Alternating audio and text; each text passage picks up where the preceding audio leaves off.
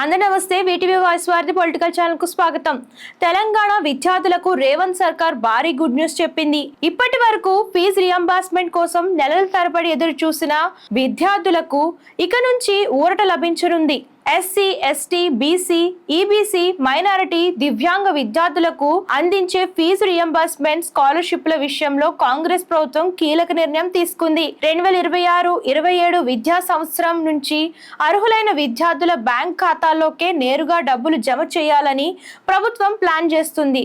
అంటే ఇక కాలేజీల చుట్టూ తిరగాల్సిన అవసరం లేకుండా విద్యార్థులకే నేరుగా ప్రయోజనం చేరనుంది. ఇప్పటి వరకు ఫీజుల చెల్లింపులు ఆలస్యం కావడంతో స్టూడెంట్స్ తో పాటు కాలేజీ యాజమాన్యాలు కూడా తీవ్ర ఇబ్బందులు ఎదుర్కొన్నాయి. ఈ సమస్యకు పుల్ స్టాప్ పెట్టేందుకు దరఖాస్తు ఆమోదం పొందిన నెల రోజుల్లోనే ఫీజులు, స్కాలర్షిప్లు విడుదల చేసే విధానాన్ని ప్రభుత్వం తీసుకురాబోతుంది. అయితే ఇందులో కొన్ని కీలక నిబంధనలు కూడా ఉన్నాయి. ప్రభుత్వం విడుదల చేసిన ఫీజు మొత్తాన్ని విద్యార్థులు వారం రోజుల్లోగా సంబంధిత కాలేజ్కి చెల్లించాలి. లేకపోతే ఆ మొత్తాన్ని తిరిగి వసూలు చేస్తారు. అలాగే ఆధార్ కార్డు, విద్యా రికార్డుల్లో పేరు ఒకేలా ఉండాలి.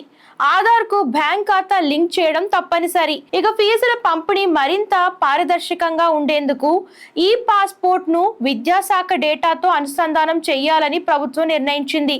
ప్రతి నెల సుమారు 200 కోట్లను విడుదల చేసి విద్యా సంవత్సరం పూర్తయ్యేలోపు అన్ని ఫీజులు, స్కాలర్షిప్లు చెల్లించాలన్న లక్ష్యంతో ప్రభుత్వం ముందుకు వెళ్తుంది. ఇక ఈ సదుపాయాలు పొందాలంటే విద్యార్థులు కనీసం 70% హాజరు నమోదు చేయాలి.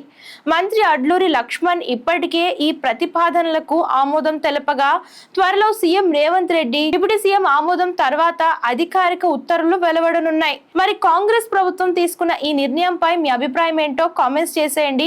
ఇది నిజంగా విద్యార్థులకు ఉపయోగపడుతుందా? కామెంట్ చేయండి. ఇలాంటి లేటెస్ట్ వీడియోస్ కోసం ఛానల్ ఫాలో చేయడం, సబ్స్క్రైబ్ చేయడం మర్చిపోకండి.